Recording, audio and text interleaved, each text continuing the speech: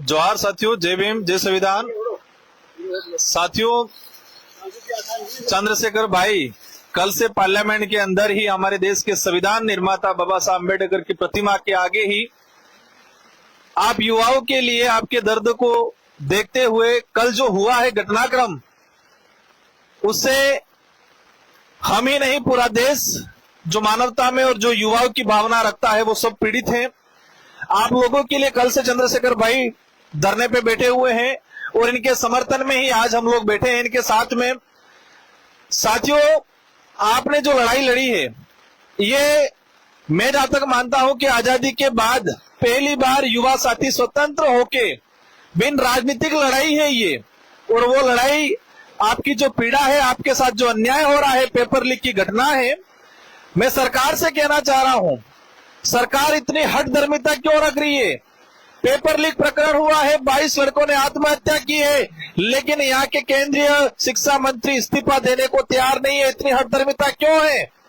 आप लाठियां बरसा रहे युवाओं पे, आप युवाओं को, हमारी बहन बेटियों को सड़कों पे घसीट रहे हो, लेकिन आप इस्तीफा देने के लिए तैयार नहीं। इस्तीफा तो ठीक है, सरकार की तरफ से एक डेलीगेशन भी उन युवाओं से चर्चा करने को, जाने को तैयार नहीं है। इससे बड़ा दुर्भाग्य और कोई नहीं हो सकता है। ये वर्तमान सरकार का हठधर्मिता, उनकी तानाशाही का परिचय है।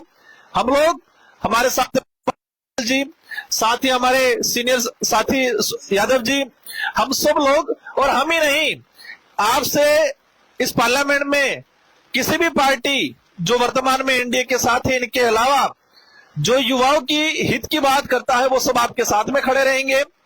मेरे को लेके कई साथी कह रहे थे राजकुमार जी अभी तक गए नहीं है। मैं एक्चुअली यूएन गया हुआ था, वही इंडिजिनस पीपल और ह्यूमन राइट्स को लेके आज ही सुबह पहुंचा हूं। और आपकी इस लड़ाई में हम सब लोग मिलके एकजुट होके लड़ाई लड़ेंगे। मेरा आप सभी से अनुरोध है कि सरकार चाहती है कि आप उग्र हो, सरकार चाहती है कि आप कुछ गलती करो।